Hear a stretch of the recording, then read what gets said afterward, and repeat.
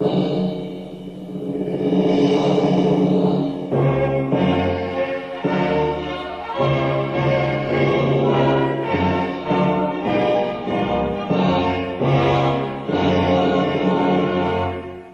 to this morning's press conference, and forgive me, but I must start this morning on a small note of complaint. Today's press conference is another in what has become a regular, almost weekly series. The objective is always to update the nation in as comprehensive a manner as possible on where we are in the ongoing struggle to keep our country free from the novel coronavirus. I try, by way of these briefings, to speak to both health sector and economic sector developments. I always come to you armed with material from Cabinet and from the Apex National Oversight Committee. My aid in addressing you and answering your questions is the official notes of the deliberations of both bodies. Those notes help me to report accurately to you, since, for the sake of transparency, fidelity to the record is essential. I was therefore distressed to learn yesterday that someone, not the official minutes keeper, had circulated his or her own version of the NOC discussions and decisions. That was wrong and a breach of confidentiality. Furthermore, the error was compounded by the fact that what was released was, in a number of instances, terribly inaccurate. I express the earnest hope that it won't happen again. Turning now to the Ministry of Health's coronavirus dashboard. You all know that we continue to be free of any active case. I therefore offer the customary but always heartfelt thanks to all our essential workers. As of Wednesday, we had done 1,517 tests. There were 5 results still pending, with all others being negative except for the 18 you have long since known about. We continue to test on an average of 3 times per week. The fact that now we don't test as often as we once did has nothing to do with what that distorted report falsely described as a decision to conserve on supplies. Rather, it is that all the science, according to our Director of Health Services, proves that in our current circumstances, testing asymptomatic people is a low-yield exercise. Accordingly, our present test level is entirely satisfactory of World Health Organization standards. On the economic front, you already, I believe, have the press release sent out yesterday updating the status of the Unemployment Relief Program. This shows that 43,726 applications have been approved to date. SSB has processed all those approvals, and 94% or 40,927 of them were successfully paid.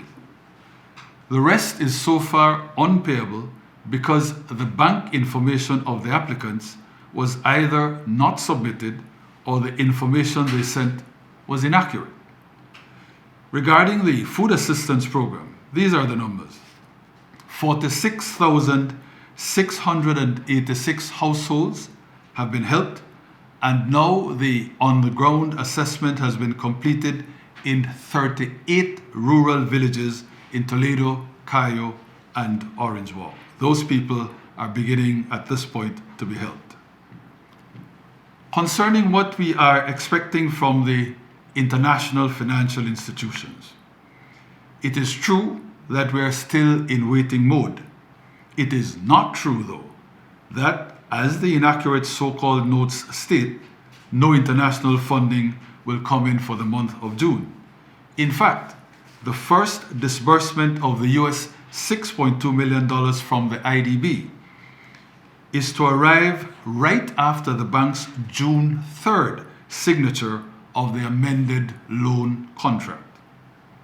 The other IDB line of US $12 million is scheduled to be approved formally on June 20th, and the processing of the World Bank's $21 million is also to be completed in the latter half of next month of June.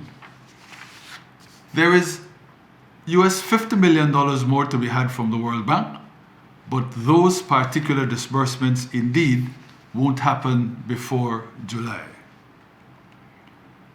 Now, Wednesday's meeting of the National Oversight Committee did agree with Cabinet on the further easing that is to take place as internally we proceed with the reopening of our economy. In dealing in some detail with the relaxation of the state of emergency measures, I sound the usual caution. Please do not interpret the further lifting of restrictions as a free-for-all. I get it that people are stir-crazy, but we cannot afford to move too fast. I therefore ask again for strict observance of such safety protocols as do remain in place. The amended SI to reflect the changes is being drafted. In fact, I believe the AG and his Solgen finished this morning. I was sent a copy, but I have not had time to check it.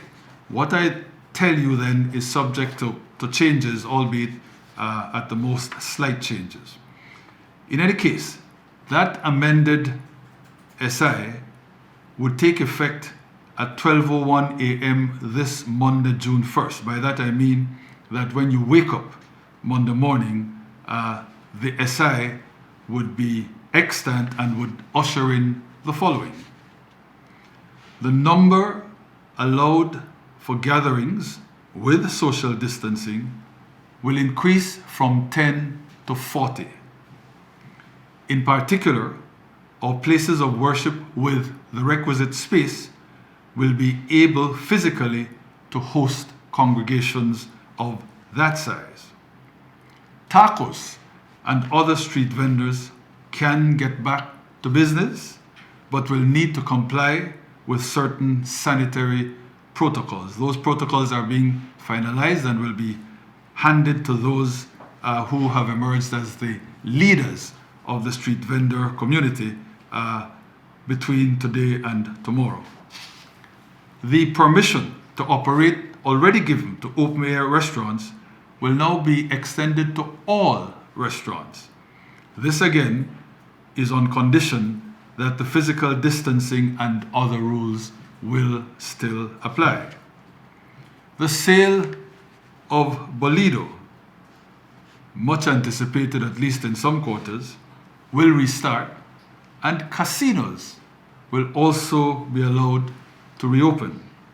Neither smoking nor alcohol consumption is to be allowed in the casinos. Approval is being given for gyms in accordance with the strict guidelines ratified by the NOC. In accordance with those guidelines, gyms can now reopen. All non-contact open-air sports are to be permitted for practice and exercise purposes, and in fact, exercise hours are no longer restricted to the 5 a.m. to 8 a.m. time slot. Sport fishing is also allowed. General curfew hours are being broadened only for Fridays and Saturdays. Thus, on those 2 days, curfew will be from 9 p.m. to 5 a.m. All other days will remain at 8 p.m. to 5 a.m. The children's curfew stays generally at 6 p.m. to 8 a.m., but minors can move about from 5 a.m. up to 8 p.m. on weekdays and 9 p.m. on weekends if and only if they are accompanied by a responsible adult. As a result of those unofficial leaked NOC notes, much confusion has arisen surrounding the holding of graduation ceremonies. The true position is this: both Cabinet and the NOC received a proposal from the Belize High School regarding a particular mode for their particular ceremony. Acceptance of the proposal would have meant agreeing to breach the numbers cap of 10, now 40, on gatherings, although both Cabinet and the NOC felt that what the Belize High School was proposing could be safely done. There was also, though, a worry that permission to BHS could be seen as preferential treatment. Ultimately, the NOC asked that the Ministry of Education consult with all the principals of our high schools. The ministry is to find out how the other high schools are planning graduation ceremonies that conform to the social distancing protocols, and what the other principals think of the BHS proposal. There is thus no effort to impose any one-size-fits-all template on the high schools. This is an information gathering exercise that will help in making a final decision regarding BHS.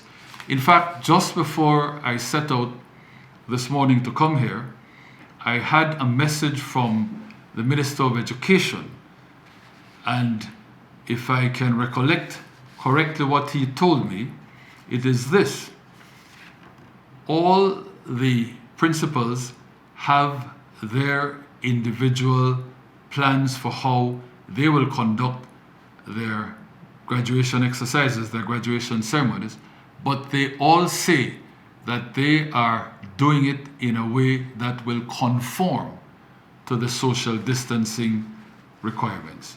They say, again as I understand it from the minister, that it is fine then for Belize High School to proceed on exactly that same basis. We will distill this information at Monday's NOC meeting, but I gather that the BHS principal has already been informed of what the result of the minister's consultation with the other school principals is. With that, I conclude my sketch of the new rules, allowing me now to come to that extremely important matter of the reopening of our borders generally and the PGIA in particular. Of course, the Attorney General will tomorrow, is that correct, Audrey? Tomorrow at 3 p.m.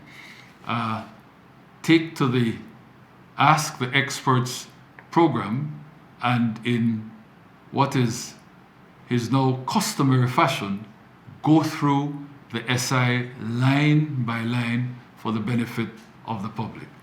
Take the final position from him, because as I said, I have, in talking to you now, not been able to go through the draft, and so what I am giving you are the highlights, which won't change, they might be added to, but remember that I content myself with just this sketch of the major points constituting the changes that the SI will promote now. So, this question of the external reopening. I make clear at once that an early loosening of the entry prohibition at our land borders was never on the cards. That is because in only the last week, the number of COVID-19 cases has surged in the countries surrounding us. Mexico went up by 25%, from 56,000 to 75,000. Guatemala by 80%, from 2,200 to 4,000. Honduras by 50%, from 3,000 to 4,400. El Salvador from 1,600 to 2,100. In the case of Mexico, questions have arisen as to whether there is underreporting. That notwithstanding, Mexico is now globally the 17th most infected out of 200 countries and territories. It is in that context that we agreed that there would likely be a considerable wait before we could unseal our land borders. On the other hand, there has been the most anxious, searching, and intense debate at both the NOC and Cabinet over a possible standalone reopening of the PGIA. It is no secret that we have, since around a month ago, been aiming for a July 1st recommencement of operations at our only international airport. Indeed, by majority vote at both the Cabinet and the NOC, the decision was made to confirm that July 1st date, subject to certain conditions being put in place. It surely is not hard to understand why we so ardently wished for a go at the PGIA. Tourism is our largest job creator and the biggest contributor to GDP and foreign exchange earnings. In 2019, for example, total tourism expenditure in Belize was $502.3 million US. But COVID-19 is decimating the industry. The devastation is such that between January and April of this year, tourist spending in Belize fell by $82 million US over the same period last year. And until the PGIA can reopen, it is only going to get worse. I don't see members of the media in the picture. I take it that all is still well, so I continue. Now, even as we pushed to reopen, we had to bear certain facts well in mind. With regard to international travel prohibitions, the US decision to ban Chinese visitors from as early as January of this year was widely applauded. At its peak, though, only 82,000 of 1.3 billion Chinese were infected, and Chinese visitors to the US represented just about 3% of the US's total annual visitors. Yet, the US proceeded with its embargo on Chinese travel to America. Currently, the US also bans visitors from Brazil. 320,000 Brazilians are infected out of a total population of 210 million, and Brazilians represent just 4% of visitor flows to the US. In our own case vis-a-vis the US, we had to reflect on the fact that there are 1.8 million Americans infected. A third of all COVID-19 deaths are US, and that country is the source of 75% of our visitors. So the US, in circumstances of a relatively minuscule visitor flow from Brazil and China, nevertheless froze all travel from those two countries. The logic for our initial proscription ban on travel to Belize from the US in the context of their world-leading infection rate and there being our 75% source market is thus clearly irrefutable. That is why our drive to reopen the PGIA had to be subject to our doing our absolute best to mitigate the undeniable and serious risk of imported infections coming from any resumed flow of US visitors. Accordingly, the decisions of the NOC and Cabinet re the PGIA were premised on our first putting in place a comprehensive set of protocols to govern reopening. The centerpiece of this is to be a testing requirement. Now, it is a fact that reliable rapid tests, on which I personally had pinned a lot of hopes, are not currently available. Our only recourse was thus to go with the PCR tests that currently both we and the US use, and which are the WHO gold standard. What we decided was that US and other visitors would be able to come to Belize via the PGIA on one principal condition. They would need to present upon arrival a negative COVID-19 PCR test result, and they would need to have obtained that negative result no earlier than 72 hours before traveling. We checked via our embassy in Washington and our consulates in Miami, Los Angeles, New York, and Chicago on the ease or otherwise of getting tests in the US in preparation for travel.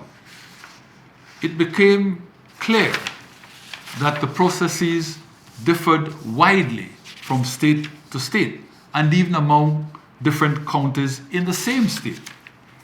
Still, the requirement for travelers to test remained a sine qua non for us as we sought to protect our coronavirus-free record in the midst of any external reopening. We therefore informed via the Belize Tourism Board the airlines of this condition that would attach to travel from North America to Belize. They did not object, and the information was that they would still be prepared to come. We therefore appeared all set to confirm this morning our July 1st PGIA reopening. Alas, what the poet said about the best laid plans of mice and men proved only too true on this occasion. Yesterday, IATA, the International Air Transport Association, sent a message to our Director of Civil Aviation. That message made clear IATA's disapproval of the Belize travel testing requirement. According to IATA, that could not work now, and Belize should wait on the development of a reliable rapid test that would allow for the airlines themselves to administer a pre-boarding test.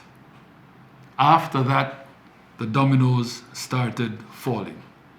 The carriers changed their tune, and it became clear that they would not fly to Belize if we insisted on travelers coming armed with a negative test result. I repeat, though, that our paramount safety concerns mandate our holding firm on that requirement. Long story short, I am, in consequence of all this, today unable to confirm July 1st as a firm reopening date for the PGIA.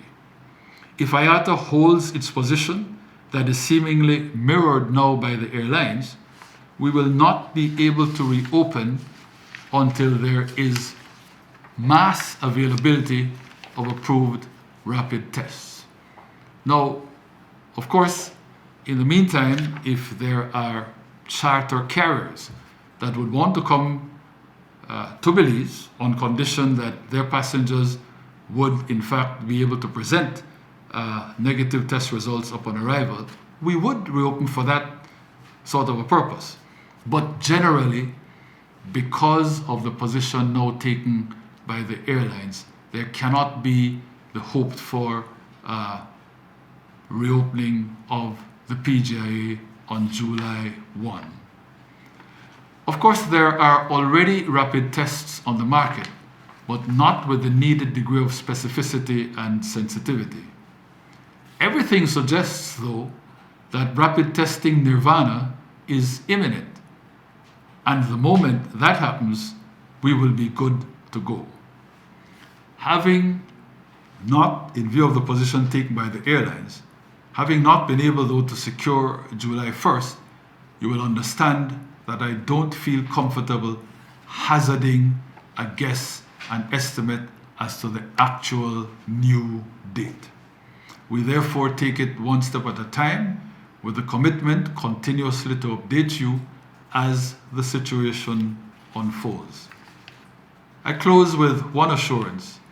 GOB is working with the DFC on funding tourism sector loans at concessionary rates as a stopgap until the sector can return to strength. In other words, in this, as in all other things, we, this country, will come through. Given how well we have done in containing COVID-19, everyone surely knows that this note of hope is not at all misplaced, but absolutely and completely justified.